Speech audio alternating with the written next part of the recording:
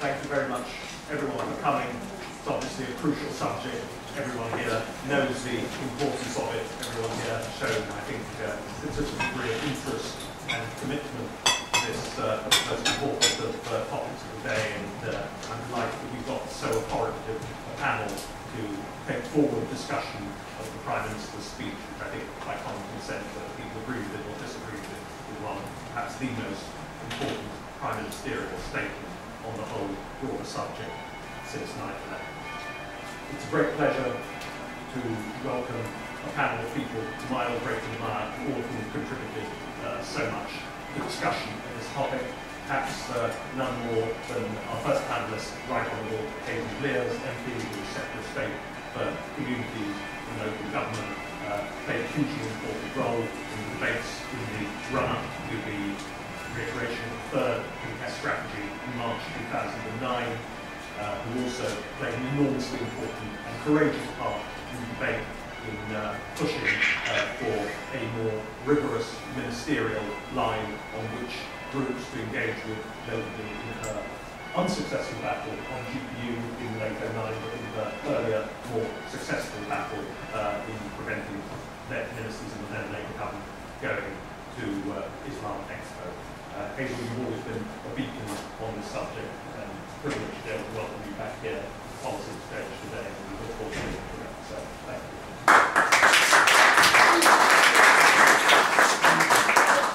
Thanks very much, Dean, and I think it's a tribute to you to be able to assemble an audience like this, I think, in the space of just under a week. But it also shows how strongly people feel about these issues, and really I think what an impact the Prime Minister's speech has had.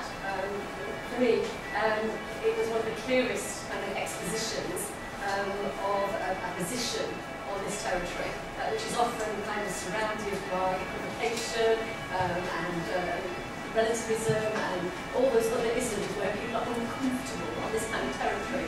And having read the Prime Minister's speech, it seemed to me very clear, very direct, really articulating in very ordinary language that was accessible right across the political and indeed intellectual spectrum. And I would just want to highlight a couple of the things that he said, and then really some challenges about where we go from here, because it's one thing really to make a speech that's clear and unequivocal. It is entirely another matter to follow that up with practical action. And again, I think on this agenda there's an awful lot of discussion that goes on and swirls around, but there isn't really enough action and practical programmes to get into reality. And I've got a couple of suggestions to make about where the Prime Minister ought to go from here. First of all, I thought his really clear statement about confronting and undermining the Islamist political ideology was very, very welcome indeed. And I think everybody in this room would agree with that. He then went on to talk about the issue about engaging with those people who share our values of human rights, democracy, freedom, rights for women, and tolerance in this country. And that's an issue, Dean, as you well know, that I've had some struggles with in the past. And I have no doubt that the Prime Minister will come up against some similar issues there, and I shall say something about that. The third thing he said was that we need to be more robust in our arguments, that terrorism is wrong in all circumstances.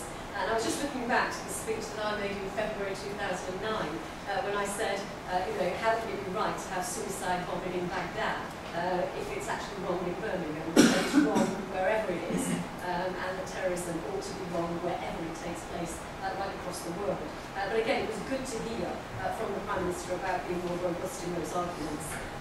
One of the most interesting things I thought in his speech, which I haven't heard said before, was he said that it wasn't right to use non-violent extremists to try and reach out to those people who are perhaps already involved in some of the harder end of extremism. I think he said it would be like using a far-right group to try and reach out to white supremacists, and we certainly wouldn't want to do that. And he was very strong. He said that that approach was nonsense. Now, I think he's going to find some challenges from people who do take a different view, even at the heart of government, that somehow, in order to reach people who are at the extreme end, you have to engage with and work with some of the people who are still extreme, but not quite as extreme as the people that you're hoping to reach. And I think that will be quite contested territory. And the final thing for me was when he talked about having a stronger national identity and an active, muscular liberalism. And I think that for all of us, teasing out what that means is going to be quite fascinating. We're obviously at the moment going through the Prevent Review, and I see Alex here in the audience. And it may well be that some of these issues can be drawn out in the conclusions perhaps in a few weeks' time. I'm sure probably that the Prevent programme might end up being called something else. Control orders are now, I think, terrorism intervention orders, so they're TIFOs. We're about to see ASBOs being changed, I think, into criminal prevention orders. And I have no objection if people want to call the Prevent programme something else. Because it is quite difficult sometimes to have the immediate conversation with people when it's completely framed in a kind of counter-terrorism narrative, because you are talking about a wider agenda of integration, participation, civil society, as well as the terrorism issues. So I don't have any particular objection to that, but I think it's got to be clear that the reason that we're doing a lot of this work is to try and build the resilience of people in our communities to resist the extremist messages that they are sometimes subject to. And in terms of engagement, this is going to be a challenge for government, because I tried to set out in my time in government that I thought we needed to have a calibrated system of engagement. I called it a matrix of engagement, to try and ensure that government at the highest levels, ministers, really only engage with people who shared our values, the people that were prepared to stand up, be counted within their own organisations.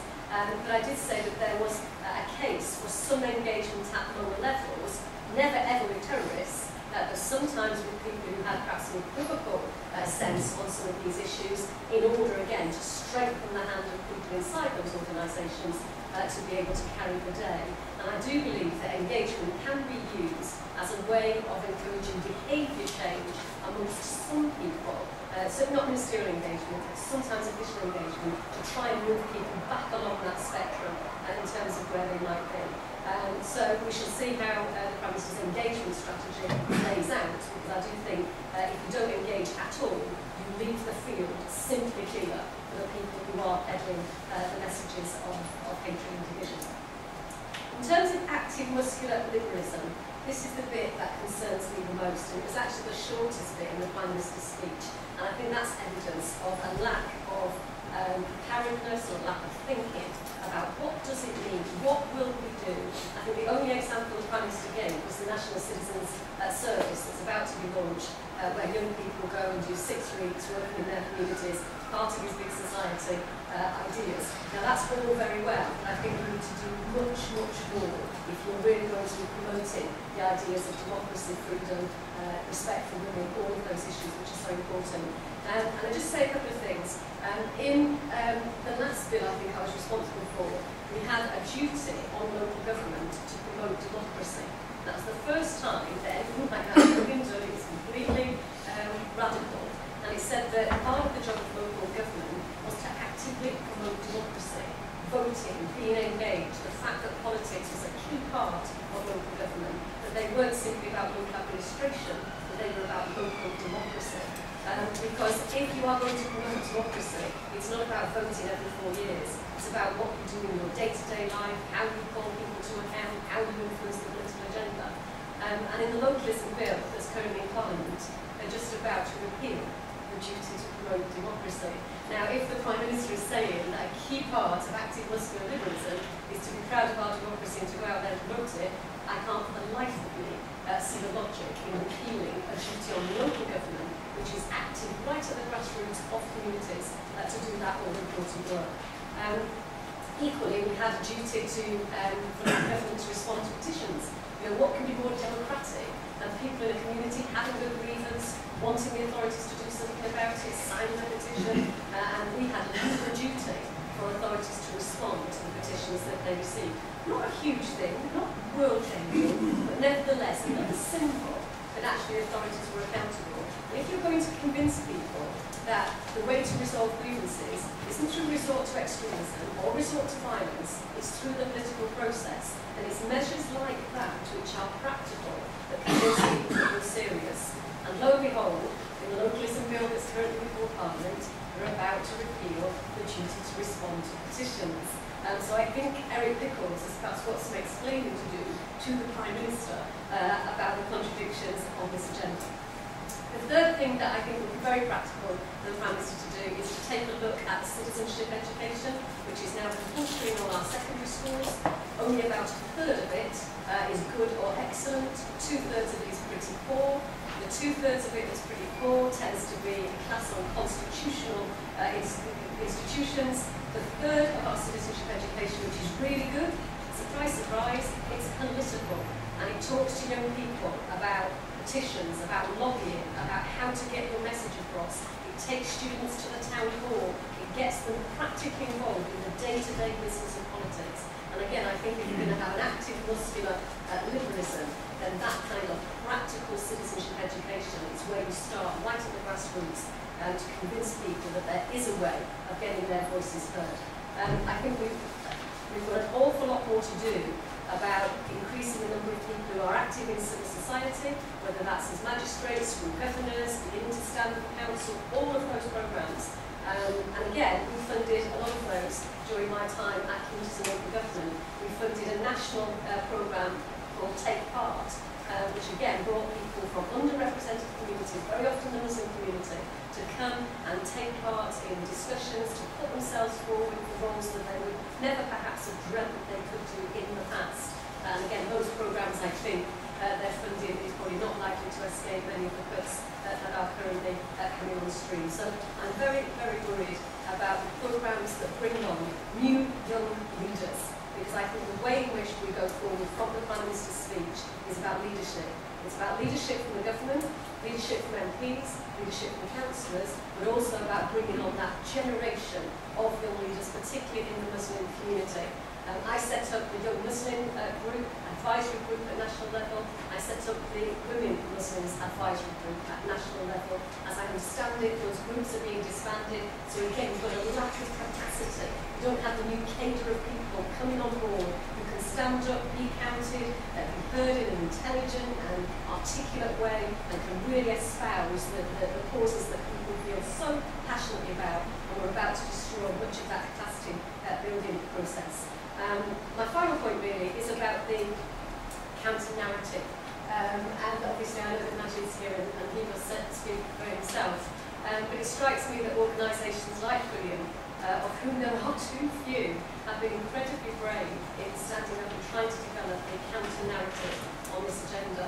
We have RICU, which is in the Home Office, recipient of significant funding. And I think that we need to do much, much more about that counter-narrative, and we need other voices that's not just Goodman, but other groups within the community, again, developing that program. If we think about what's happened in this last few weeks in Egypt and across the Middle East, and Majid's been there personally, it's been amazing in many ways. It's been life-changing and world-changing, I think, for people. But the big question now for me is what happens now, and where will people turn to for leadership in that country? I've heard people speaking on the radio and television saying one of the great things is that there hasn't been a leader as such. It's been from the people, it's been primarily from young people, but now, these next few months, it will play out as to who those leaders are. So I think my message to you on this is if the Prime Minister is really, really serious, and I don't doubt his intention to want to really mark out some territory here and make a difference, it is going to require tremendous leadership and confidence and some practical programmes, which inevitably will mean supporting those programmes in a real tangible way with funds, driving that message right through the heart of government and into our local communities. I don't underestimate the task. I think it's huge, and I think he's made a very good start in the speech that he's made.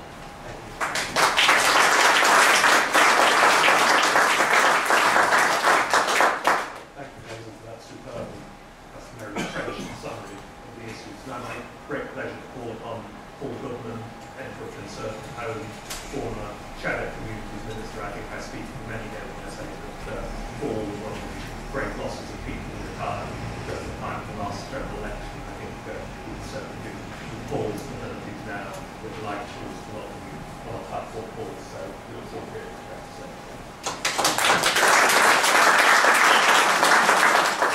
First of all, thank you very much.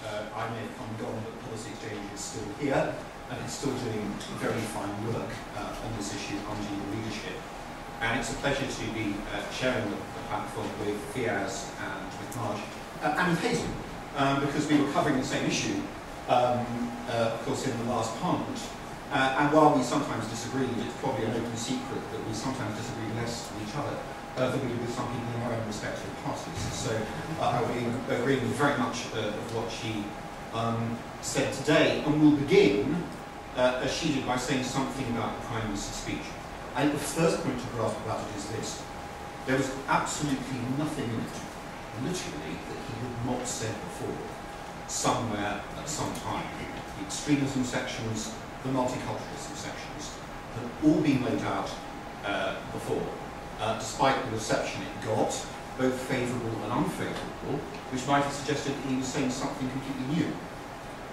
So therefore, a question at once presents itself, which is, if it wasn't new, why did he say it? And the answer to that, again, is pretty clear, and once again, it's an open secret. Within the political parties, within the civil service, within the government department, and the police, there's been a continuing and differing conversation about how to deal with the issues that are before us today. One view has it that the policy should be aimed at simply addressing the symptoms, that is, at violent extremism and the acts themselves. The other view, which both Hazel and I and the other speakers here share, is that you have to try and address the causes. You have to try to stop people getting on the conveyor belt, because it's better to stop someone getting on the conveyor belt than to have them come off at the end when they're radicalised towards extremism. You have to try to address the causes as well as the symptoms. And so the speech was a reminder to his people in his own party, to the opposition, to the civil service, to the police, to government, with a small g, that the government's mind is made up on this issue, and that the causes as well as the symptoms must be addressed.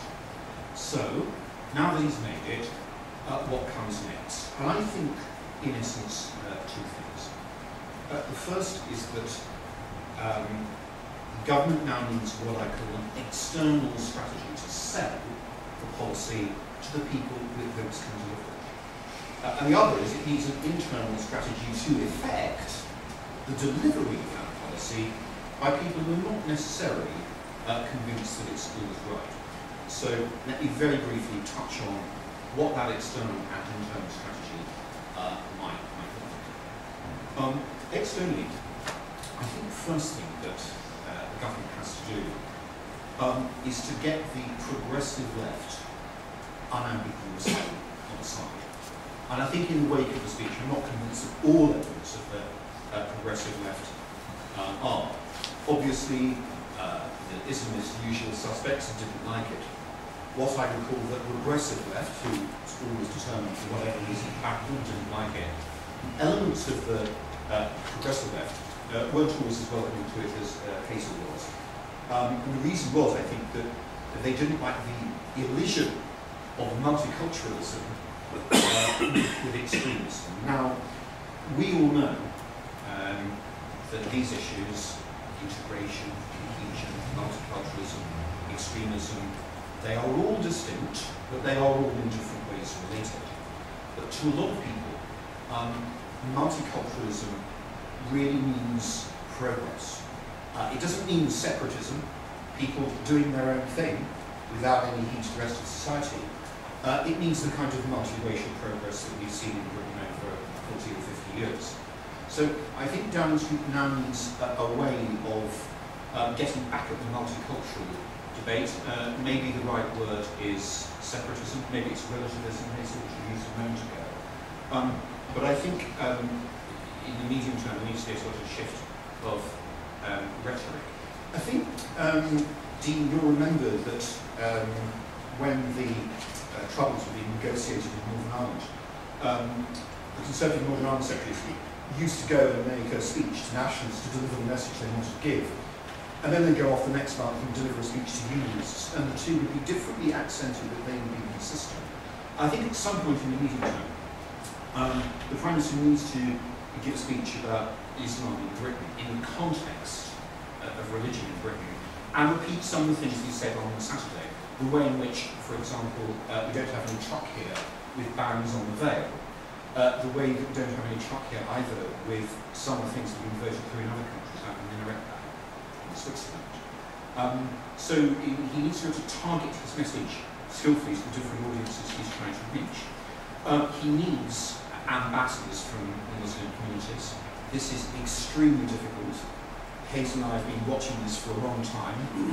We haven't yet really seen any of us, Fiyaz, Marge, anyone here, a really big, single, mainstream Muslim voice emerge. There have been various initiatives, but they haven't ended up being as strong as they might be. So there are ambassadors. There's Quillian, which is doing wonderful work in Marge. There's Century. There's Khalid Mahmood, the Labour MP, who came out in support of the speech on Saturday, which is a reminder that you're also going to need some ambassadors from the centre-left, of who Hazel this afternoon has been one, as well as some ambassadors from abroad. Marge may have more to say about that later, because he's already stressed this point. So that's sort of external strategy. What's the internal one? Well, obviously, the Prime Minister will need to ensure that there's a restructuring of government to push this through. And internally, in the light of the coming Prevent review, I'd say this.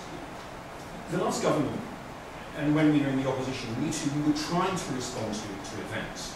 And I think the bulk of what the last government was trying to do was right. But it probably spread it all a bit widely.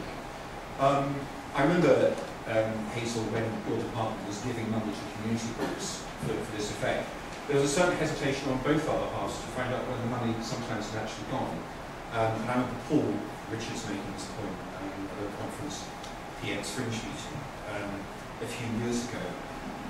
I think Prevent, in order for the money to be well spent and to get results and to deal with the problems often of rather reluctant participants, needs to concentrate on the arenas that government is responsible for. Prisons, where there is a huge problem. Universities, where there's frequently difficulty with extremist thinkers. Schools, where there is some work to be done. All these arenas, government is directly responsible for. And that cuts out some of the difficulty of dealing with sometimes unwilling interlocutors. There are still difficulties that remain.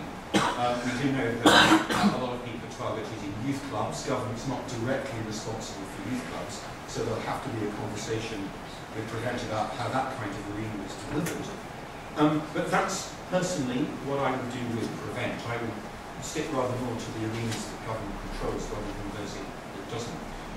Finally, I'll just sort of try and pick up a thought of Hazel's and leave it where I want to leave it. There's undoubtedly an issue with ensuring that a national strategy is delivered effectively by local partners. And that raises the whole localism debate. Shouldn't local authorities be allowed to do what they want? Shouldn't they be able to place a certain distance between themselves and central government? If government has criteria, and they're, so to speak, negative criteria, we won't engage with people who support suicide bombings, we won't engage with people who support attacks on our troops, we won't engage with people who incite hatred and violence. But it has positive criteria, which Hazel quite rightly stressed a moment ago. We will engage with people who share our democratic liberal values. How can you ensure responsibly that local government delivers them? And I finally say this in the conclusion. I think a problem with a lot of this agenda is that inevitably it ends up sounding rather negative. It often sounds as though government is against something rather than being in favour of something. So it's somehow got to take this issue and look at it within the wider context of living together, integration and Britishness. Now, Hazel has her own means, don't necessarily share them, but I understand why she wanted these duties to be placed on local authorities. I have this thought. If the government is going to have an elected second chamber, sort of moving towards, we really are travelling in the direction pretty fast of a written constitution of some kind. We haven't had one. As a Tory, I'm rather resistant to them. But if that is the direction we're travelling, that's the most obvious way of having a national conversation that everyone can buy into, in which we debate together what we are, and come up with something positive in which the negative elements, who are so small overall, are driven to the margins. So that's the thought I'll leave you with this afternoon. It's rather bigger than prevent, but certainly I feel the positive elements of what the government is trying to do have got to be stressed as much as the negative things. Thank you very much.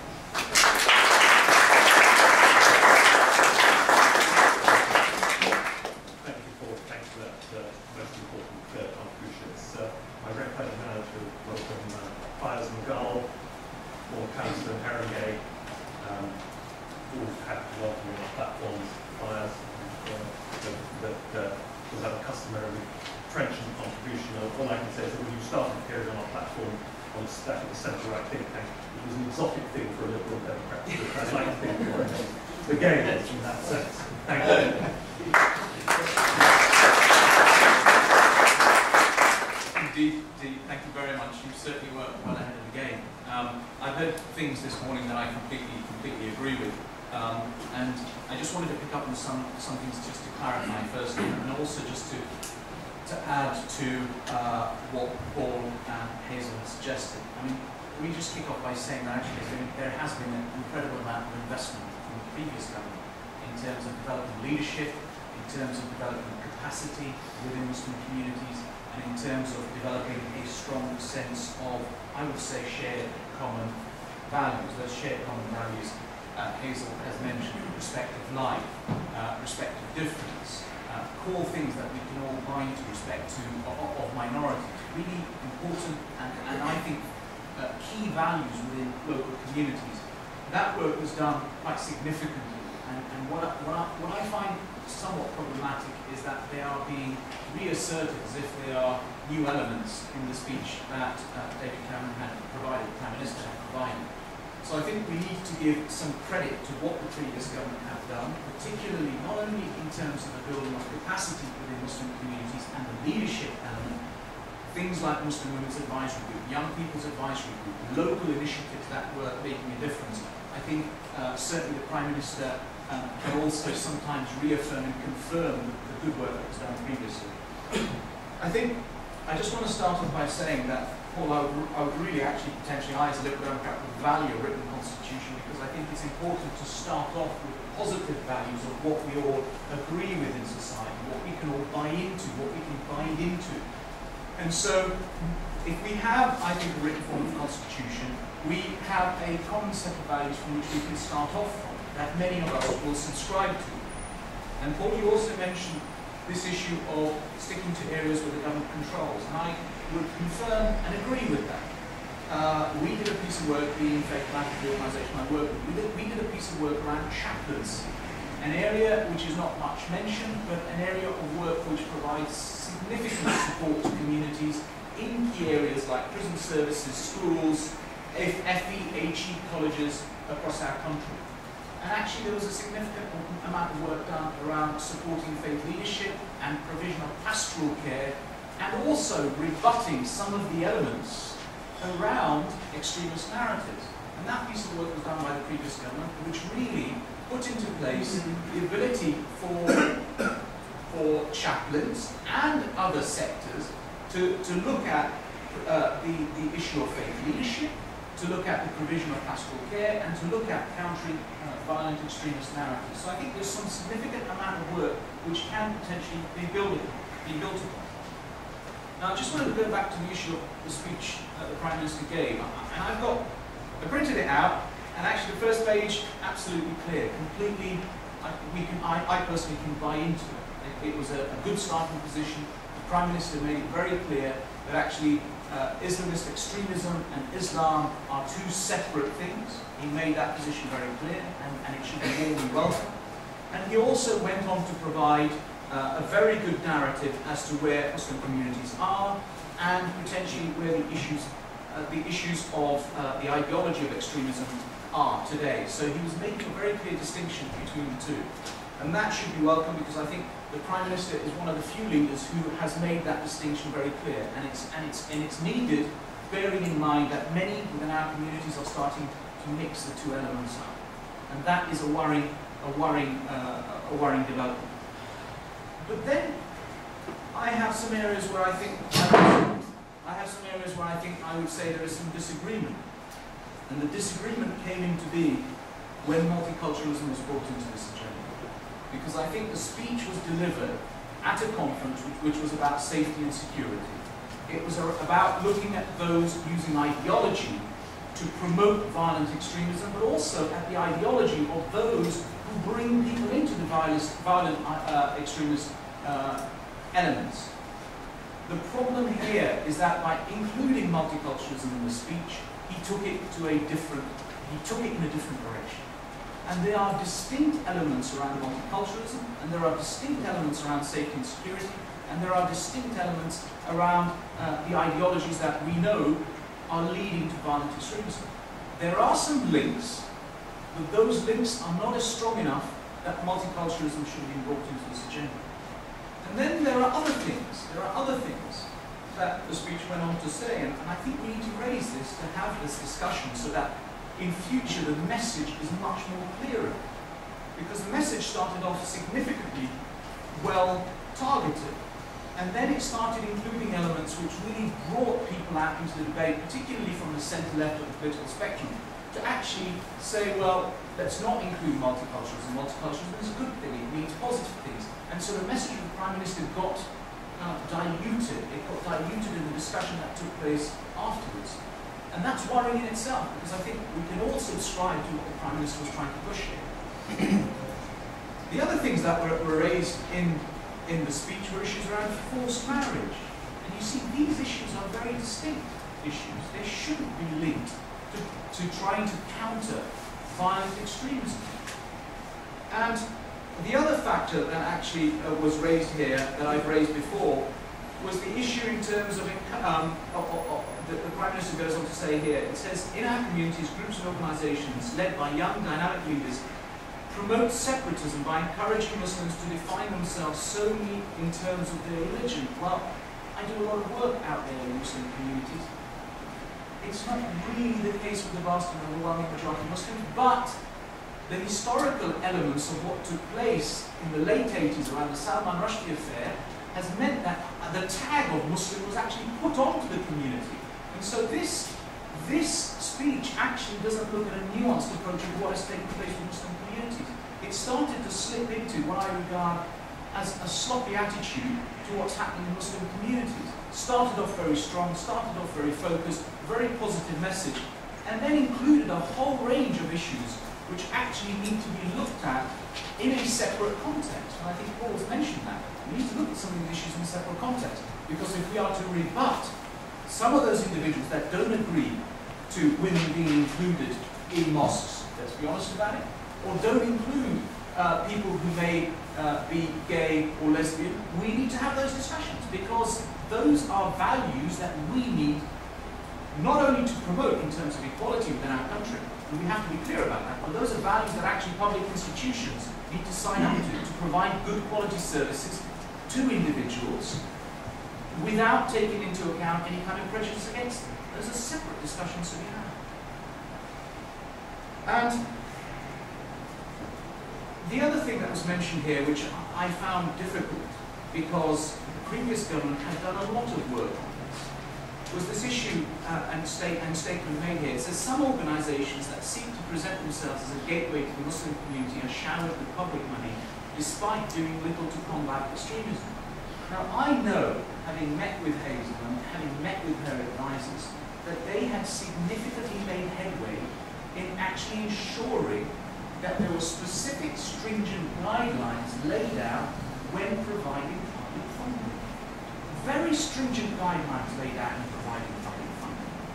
And those guidelines made it very clear, if you believe in things like violence, if you believe in violence against our troops, it wasn't stated out on a piece of paper, but it was very clear in the leadership, that Hazel and her advisors had given, you will not get funding. If you believe in pushing out the voices of women in society, you will not get funding. And so I think that the politicization of this agenda is not helpful. I think it's not helpful because there is a significant amount of work that is taking place previously. But last but not least, I think it is important that actually we have a series of communiques, a series of messages by the Prime Minister that look at these distinct areas, that actually look at the positive of what binds us. And I think he was trying to put this together in this speech. What binds us is important. That needs to be listed out very clearly.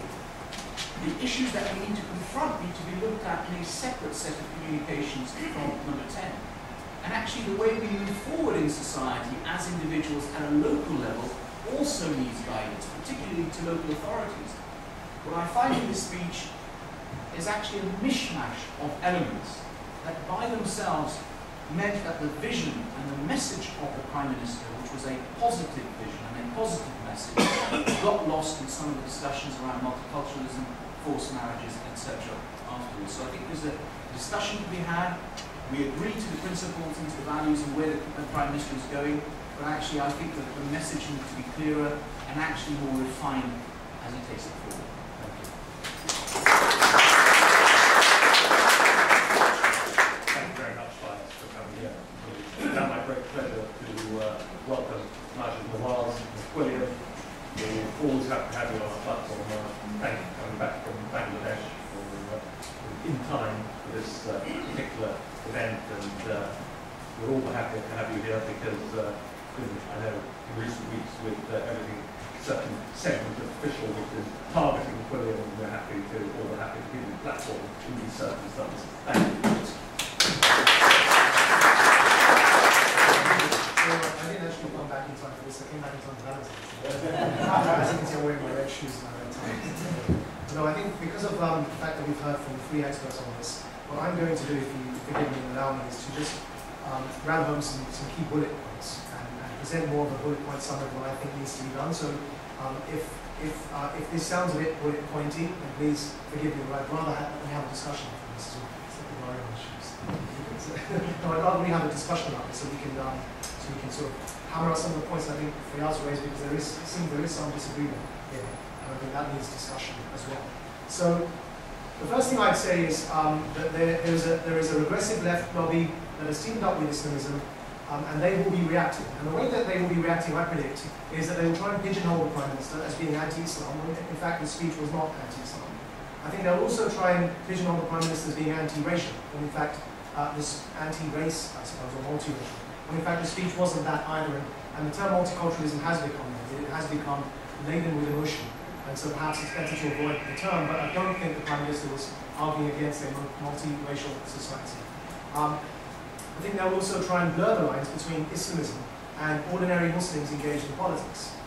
I think they'll also try and blur the lines between the right to adhere to a religion and liberalism. So of course there are some tensions there between conservative faith practice and what muscular liberalism would mean, and how that would interact with conservative faith practice. I think they would be very clever indeed to try and blur those lines and say in fact the Prime Minister is not against Islamism, but against Muslims engaged in politics, is not for liberalism, is actually against conservative religious practice.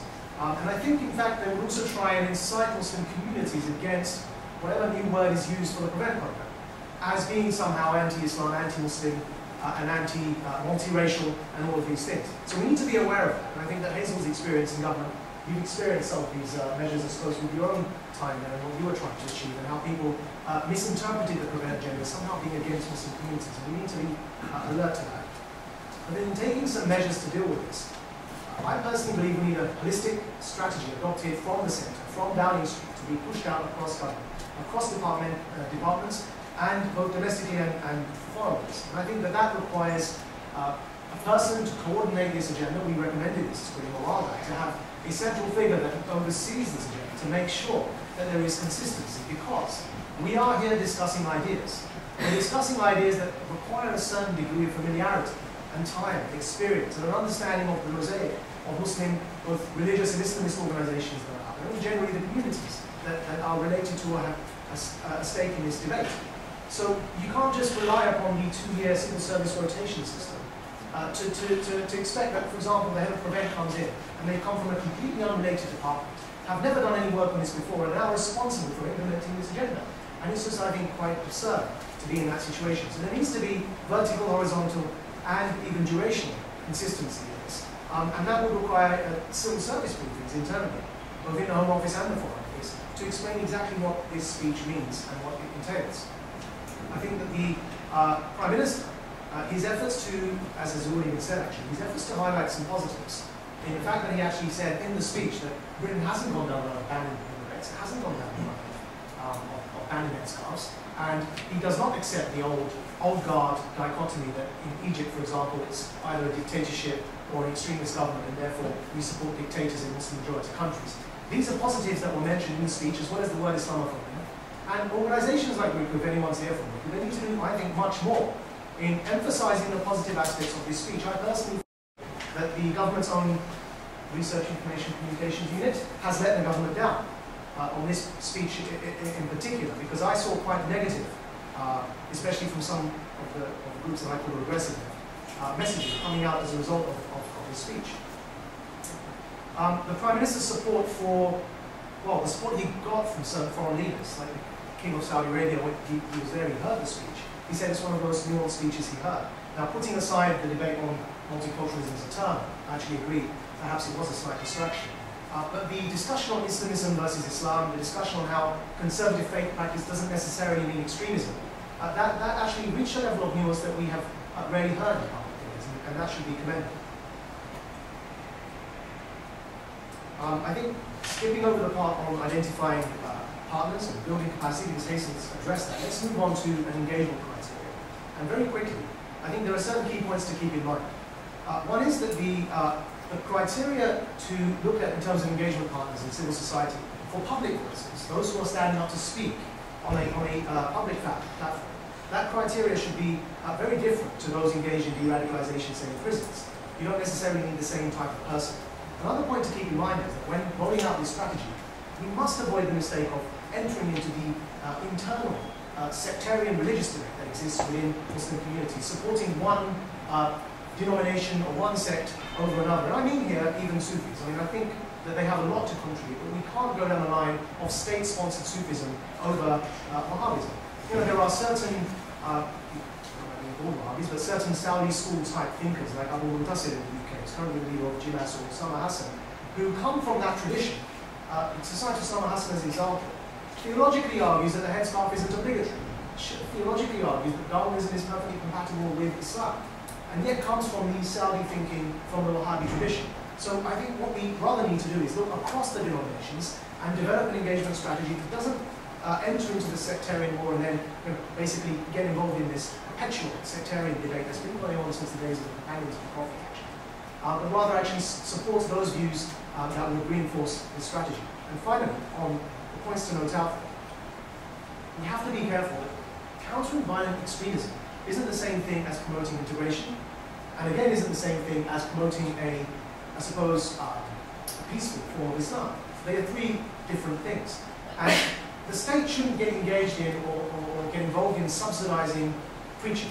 I think we have to be very careful here, because then you do get, actually what you end up doing is creating more community division between faiths.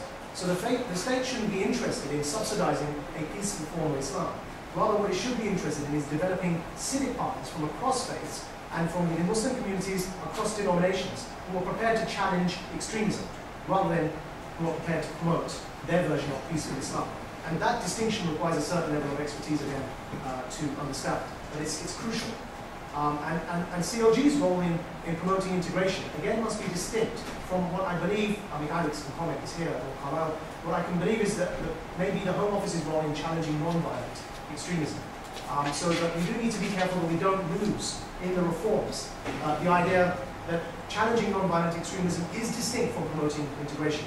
Now, concluding, when we talk about engagement, I believe, and we've advised this before as well, that there needs to be a different level of engagement when we talk about ministers and MPs and members of the House of Lords and senior government officials. And on the other hand, senior civil servants and heads of departments. Now these two categories, whether they're ministers and MPs or senior civil servants, when they're engaging with communities, I think there should be a robust policy of not sharing platforms or endorsements or endorsing in any way people who promote the extremist message. But then when we look at junior civil servants, I think there is an argument to say that they should attend certain events because it's their job to understand what's being said in meetings, to understand what the policy is of certain groups and speeches that are made, so they can report back to their senior civil servants and that the government can respond effectively. So again, it's not just a blanket statement that we should make that says that engagement isn't a good thing. I think it's about who's doing the engaging and with whom as well. And so that covers ministers, MPs, and senior civil servants on the one hand, and junior civil servants on the other. And then there are the police and the law enforcement agencies. Now, a much lower threshold should be used by them to decide who to engage with. I would have no problem if a police officer responsible for terrorism or anti-terrorism policy in a certain area is speaking with a convicted terrorist, or even a non-convicted suspected of terrorism. Because they need to stop the next bombing. And it's imperative that they seek intelligence from these sources and try and gain their cooperation to prevent the next bomb going off. So law enforcement's responsibilities are far different to the responsibilities of ministers and people who had the role that Hazel had previously in the last government. And again, we need to be careful here to say that the police must be allowed to go into communities and speak to unsavory characters. But what they mustn't do, and what they have done in the past, especially in the metropolitan police, is fund public events that promote extremism. Because that brings us to the first thing I said about the public side. Who's speaking, who should be promoted as someone who speaks on these issues in public. And there's a danger that the police in the past have subsidized public voices and public conferences that do promote the extremist message. So with that, I'll end it, because there's a lot more that could be said, including what do I mean by extremism, and all the other things that have been raised here. But I think it's better to have a discussion so we can open this up. Thank you for your time.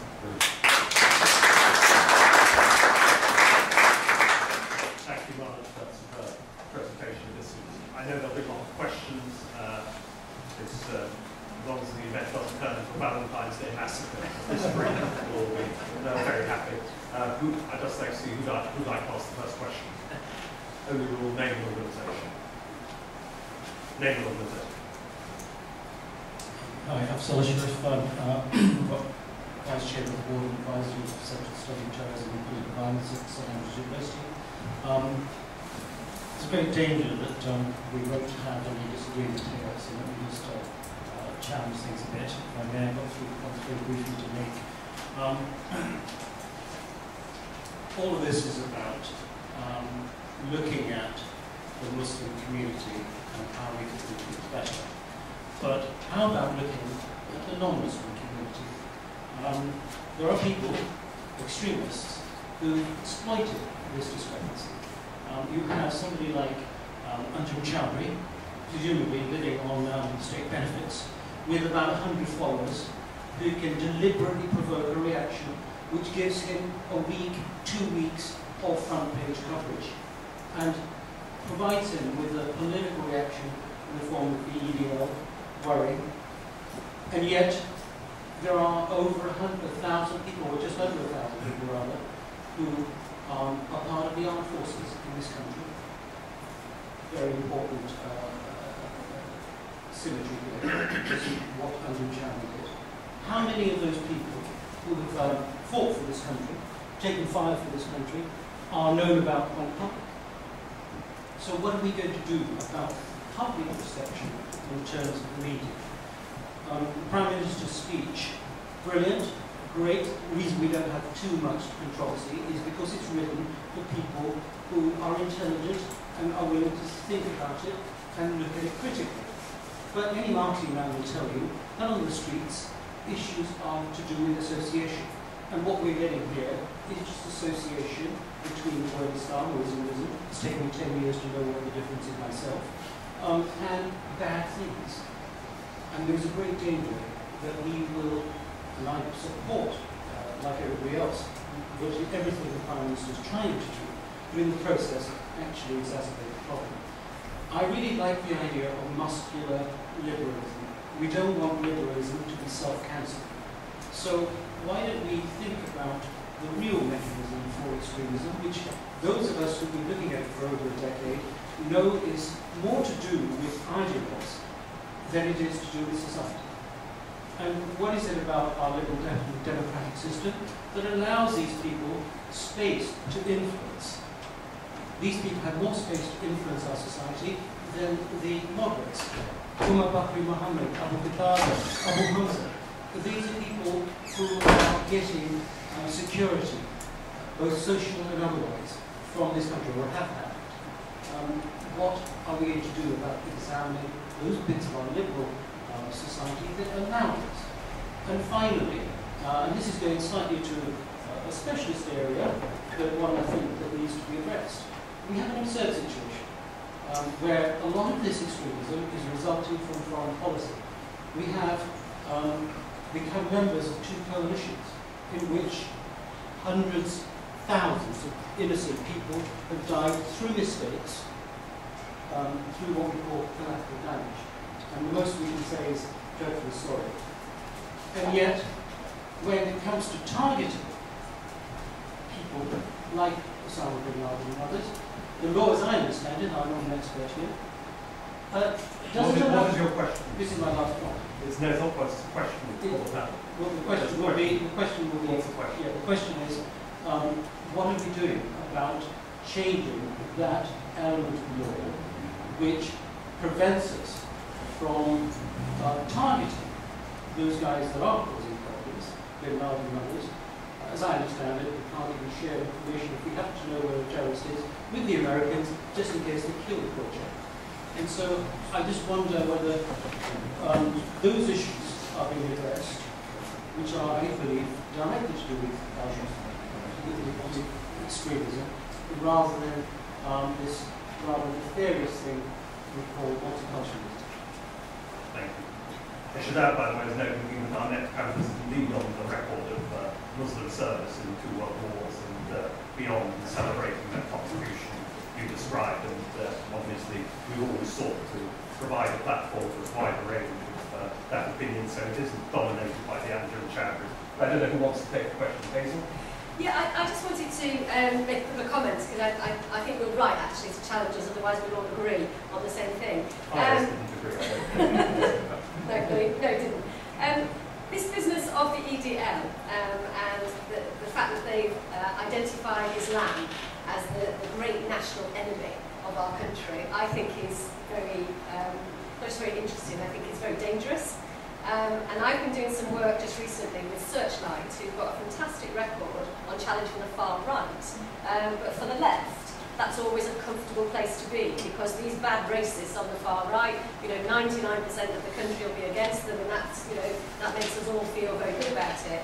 And the work that I've been doing with Searchlight is really to get them to accept that, in fact, the EDL highlighting Islam is in danger of driving more people into the arms of the Islamist extremists. And actually there's a vicious circle here going on where each organisation is almost recruiting for each other through the messages of hate that they're pushing. I'm having some significant success, I think, with Searchlight. And if we can get to that point, then I think the issue that we've all identified about the left being uncomfortable, then you have a left organisation that is actually now seeing not the complete equivalence, but the fact that there are many similarities between the intolerance, the hatred, the division of organisations on the far right and organisations which in some way have been supported by the left because they are a demonstration of multiculturalism, whatever. And I think if we can take that step forward, that will be really significant in perhaps addressing some of the issues that you've highlighted. The other thing I would just say is that I think it is difficult, isn't it? Islamism, extremism, and for a lot of people, the first word they hear will be about Islam, and for good, decent people in the Muslim community, then they find that horrifying in their own personal terms. I don't know what else we can do, because if you just pussyfoot around this issue and say it's nothing to do with religion, and our government went through a period of saying this is simply about criminal terrorism, and yes, they are terrorists, and yes, they are criminals, but you can't get away from the fact that it's actually done by reference to a perverted view of Islam. And I just think you've got to have a degree of honesty on this agenda, and you've got to go through that explanation with people, because otherwise you hide behind the fact that it's too difficult to say these things. And I think then, when with very confused policy making, indeed, and a lack of clarity and honesty with the very people you're trying to deal with. Well, let's start there. And of course, there are other forms of extremism. There are other forms of religious extremism. There's Christian extremism in parts of the States. There's Jewish extremism on the West Bank. There are other forms of extremism here. We've had neo-Nazi extremism. 3 people died, 50 people were injured in the annual Goodman pogrom in 1990. But I agree with Hazel, you can't get around the problem that the security services assessment is that the number one security threat is from people who claim violence in the name of Islam. So what do you do? Islamism is the accepted academic term, and politicians can't help using it. On Anjan Chowdhury and Muslim soldiers and all that, it always puzzled me why the last government, and therefore by extension this one, didn't do more work with role models. Perhaps the answer is this. You could exemplify Muslim soldiers who serve as marvellous examples of people who contribute to British life today. I'm not sure, I'm thinking about it, I'm not sure everyone would rush to leap forward because there are security problems inherent in doing that, and that may be the last government and this one's answer. On foreign policy and all that, sure, foreign policy, or more strictly speaking, foreign affairs are a factor, but I would question how big a factor they are by looking at the backgrounds of people who've been involved in terrorist plots and convicted. So, Dear and Barrett, who was the big pre-7/7 Al-Qaeda related plotter, was a convert from Hindus. Nicky Riley, the autistic kid who tried to put a bomb in a restaurant in the West Country, was a convert. Jermaine Lindsay, who either was a 7/7 or 21/7, can't remember which, he was not a convert. There are a remarkably high proportion of people who were converted to a certain form, this extreme form, of Islam. They have not been brought up on a diet of grievance about Palestine and Kashmir. So there's another element, a very big element to it. Three things I wanted to mention here. I think something you said, the space of sphere to influence, that really government should do more in terms of countering and rebutting those individuals like Anjan Chowdhury. I take the opposite view. There's a lot we expect from government. There's a lot we expect from government, and there's only certain parameters, resources that government has. What is missing from the space today in the press, because it is the press which is the big determining factor, are those members from Muslim communities who do not write in, who do not speak out. There are the few voices that are still speaking out. We've got Majids of this world and others who are speaking out. But the number of times where letters from the Muslim community are lacking, and I'll find myself writing, or somebody else will find themselves writing, is a problem. And this issue of community leadership is exceptionally important. It is important for faith communities in general to stand up if they believe that certain things are misrepresented about their faith. So there is a clear line that government can only do so much, but other communities need to take their responsibility in this issue. I think the other factor that we need to raise here is this issue of association. I think one of the things that, again, I will take a difference of opinion is the release of this speech was timed extremely badly. Now, I know what Number 10 will say that they had programmed this speech months in advance, but they knew months in advance that an EDL demonstration was also going to take place. Because what it did was give the EDL the chance to say what we've been doing is absolutely right. What we've been doing is absolutely right, and then the BNP went and said what we do is absolutely right. And I think there is something about government communication of actually watching what's going to happen on a certain day. I have a small organisation, but we can determine months in advance what's happening because we've just subscribed to a service. And so I think that was in itself an own goal that needs to be looked at. Much of it's been said, yeah, I'd rather... Let's see any other. Lord Carlisle. I'm Alex Carlisle. I'm the independent monitor of the Counter-Terrorism Review, so what I ask is for information and opinion and from a position of heavily armed neutrality. Hazel Blears spoke about counter-narrative being crucial and gave as an instrument of the counter-narrative RICU.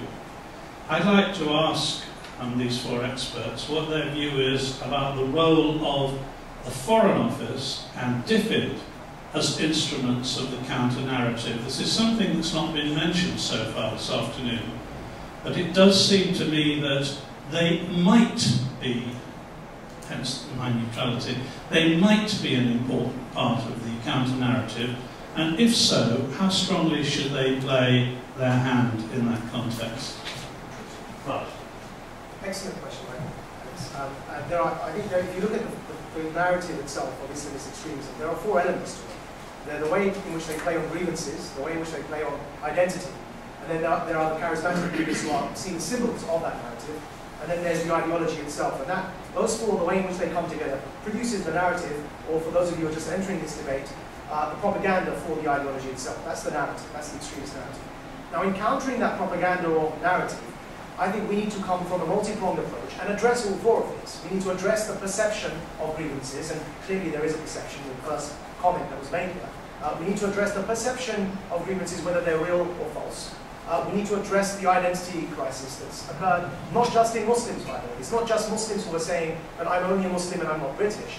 Of course, I think mainstream European society is facing an identity crisis, and we see that happening in continental Europe, especially, not so much in Britain, whereby they're saying that to be German you have to be ethnically white and of Christian stock, or to be Dutch or to be Danish you have to be of the same sort of ethnically white Christian stock. And this form of sort of not being able to get over nationality as an ethnic one, as opposed to an ideational one that we've developed with the idea of British or American. I think that the identity is a two-way thing, and we need to address that. Now, we also need to address the individuals, and we need to address the ideology. But now, where does DFID fit into this? DFID does a lot of developmental work across the world, and so I think even the information as to what they're doing, how much aid they're giving, the success of their projects, and what they've achieved in human terms, would go significantly far in addressing the narrative that the West is all about hating Islam and Muslims and killing Muslims wherever it goes and invading Muslim-majority countries, and it's all because there's a global war against Islam, conducted and engaged by Christian-majority nations. So DFID's role in actually investing in and giving grants to Muslim-majority countries would go quite far in challenging that narrative and helping the counter-narrative. But it's, again, I emphasize only one element of those four. Hazel. Well, I just say that I agree with Majid, and I think that we've been singularly unsuccessful at getting those messages across. Straight after 7/7, I spent about 9 months going to Muslim communities right across the country, partly to reassure people that not every single Muslim is going to be singled out in that kind of reaction or backlash after 7/7. And whenever I tried to talk about some of the issues about the help and the aid that we've given to Muslim countries, it was very, very difficult. And that's a heated environment anyway. It was very difficult to get that across. But I think we've been very, very poor at using the other parts of government, other than the security apparatus and communities. We've been very poor at kind of bringing it together so that there's a proper story about what we are, and particularly this issue about the West being at war with Islam, which is the fundamental to the Al-Qaeda ideology. There's so many examples which would give the lie to that in human terms, and I think sometimes we're quite good at kind of political, high-level words, but I think people's human stories about what's happened to them and how their families have been saved and how their country's been improved are really, really important, and I just think that we're really bad at it. Paul, a quick thought. Difficult territory, but there are lots of mainstream Islamic institutions in this country with frankly lower capacity than they might have. There's lots of foreign money abroad, private money, not taxpayers' money, that could appropriately help to build up that capacity. I think when you get into taxpayers' money, you're in really dodgy territory. What we've not found yet is a way of marrying A with B in such a way as to reinforce the kind of counter-narrative you're talking about. And then a few more people want to ask questions. I can pick the next few as a clutch. Who else wants to ask me a question? Two gentlemen at the back, or the pair of questions. Name and organisation. Councillor Clegg, I'm the Conservative Deputy Leader of the Opposition in Harrow Council, which a year or so ago we had the ADL descended upon us because of the brand new mosque being built opposite our civic centre. There was maybe about 20 of them turned up.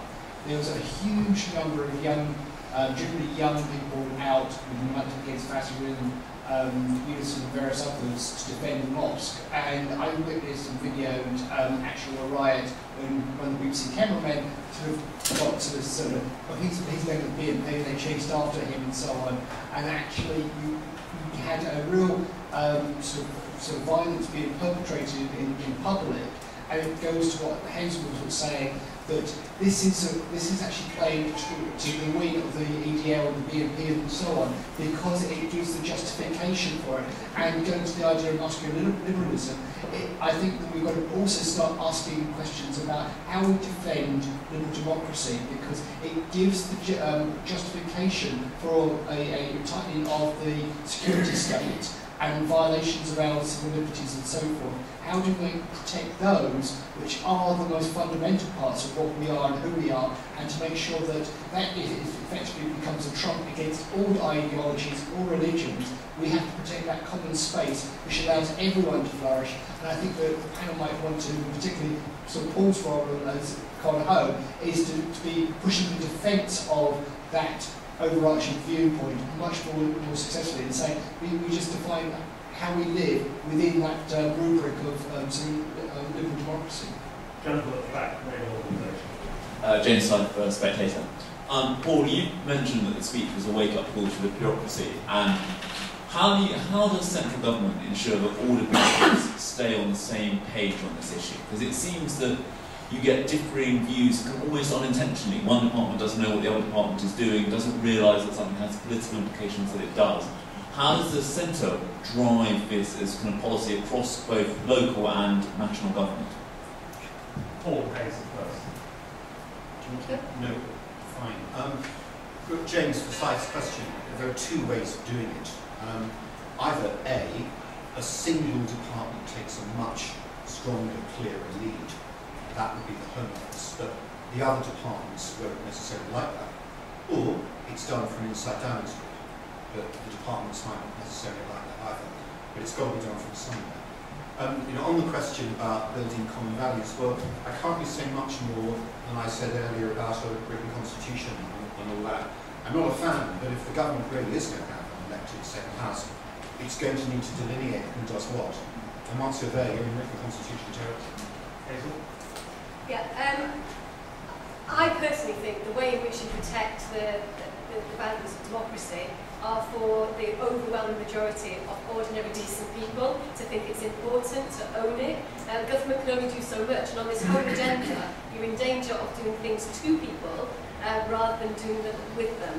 And that's been my political philosophy throughout my adult life, is you get much further if you do things with people. So the important thing is to convince as many of your citizens as you can, from whatever background, whatever religion, that actually the freedoms of our democracy are incredibly precious to us, and that people, whether it's the EDL, whether it's the Islamists, whether it's the fundamental Christians, the extreme Jewish people, all of these people equally threaten the values that we hold dear. And unless Britain wakes up and really does get that, David Blunkett tried to do a bit of this with the citizenship ceremonies, but that was only for people coming in, it wasn't for people who live here. And that's why I think the citizenship education that we have in this country should be about celebrating and promoting democracy wherever you come. That's what will unify people. It's good versus evil, if you like. All it takes for evil to triumph is for good, decent men and women to do nothing. So that's where I think that we should be. And if we can get to the place where it's a plague on all your houses, then you isolate the people who want to undermine and divide us, and I think that's important. In terms of what you do in government, and I've been very close to this, and you can argue it out in Cabinet Committee, and your colleagues will have as many views as you've got around the table. A lot of your colleagues' views will depend on what politics they grew up with, because this is intensely political territory. It's not like, developing a policy around cleaning the streets, because it's fairly objective. This is such subjective territory that if you grew up in the 60s with a particular ideology in your university, as a politician, that will be to some extent where you are. And that's why I think you do need to drive it more from the centre.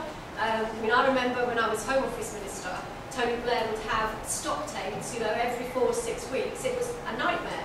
You had to go in and you had to say exactly what you were doing, and it would put you on the spot. And I just think on this agenda, if you're going to get unity across so many different government departments, it's like herding cats and they all go their own way.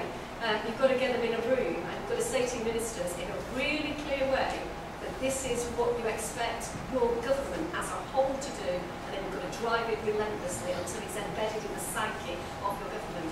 Can I just pick up on one small thing which James maybe was referring to from your time in office, is the kind of impediments from within the civil service and also within the police service, the kind of policies you want to see in your time there. Well, my reflection on the police was that they were a lot easier to handle than my colleagues, probably. I think the police, barring a few kind of peripheral people, they're a command-driven service. That is in their psyche, it's in their culture. You know, they will take from government as well where you want to go, and they will do their best to try and deliver it. On the whole, you know, the police is a service that you can corral and make happen. The civil service is not. And again, you'll have people who, because of their own cultural background, their own political beliefs, won't necessarily be as biddable as you want them to be.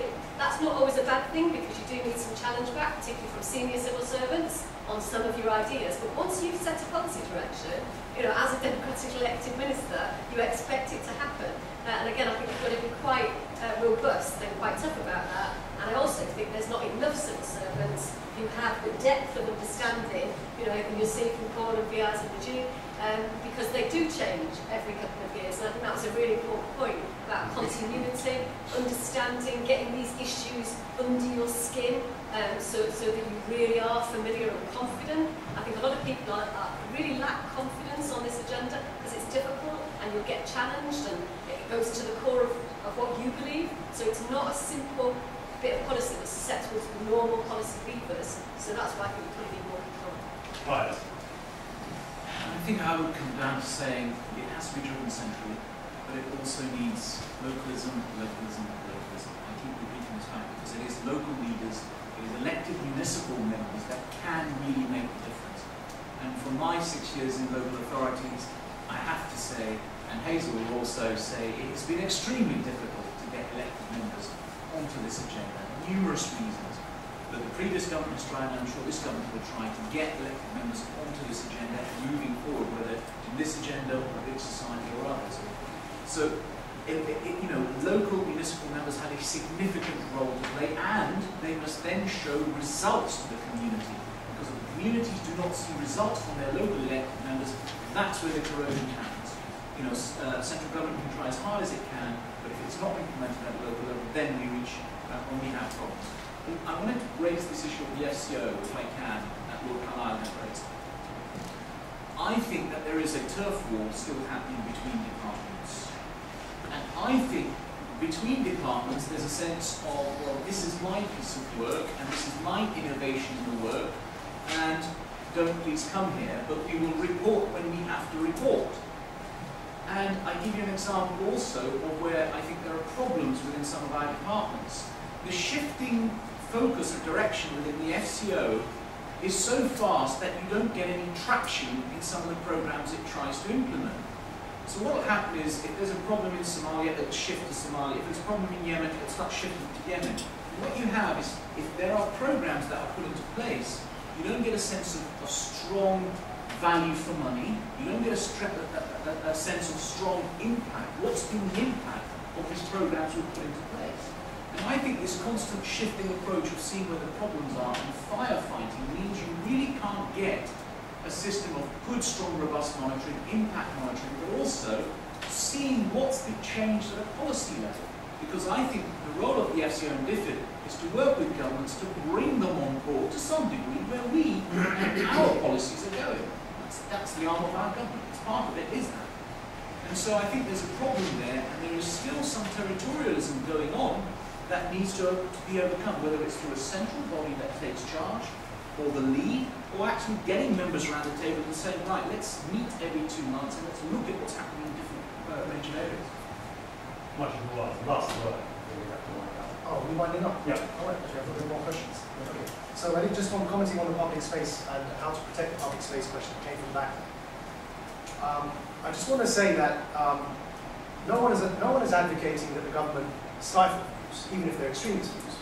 What's being advocated here across the board, I see, is that the government doesn't subsidize extremist views. And they're two different things. So people in this country are perfectly free to join the EDL or the BNP, as long as they remain legal, or even Hizb ut-Tahrir, as long as they remain legal. And I've been an advocate of not banning HT, as many people have decided a long time ago not to ban the BNP. I think they are perfectly compatible. But nobody would argue for the state to subsidize the BNP or Hizb ut-Tahrir, and therefore that argument can be extended to others who share similar views. And I think that's what we're saying here, that the state should not be subsidizing extremism, non-violent extremism, in the hope that that non-violent extremism will stop terrorism. Now, I'm sure you would agree if I said to you that the state shouldn't subsidize the EDL to stop Combat 18. And what we're arguing here is that likewise, the state shouldn't subsidize Muslim extremist groups who are in the minority in the misguided belief that somehow that will stop Al-Qaeda terrorism or other forms of jihadist terrorism. And that's the crux of the matter here.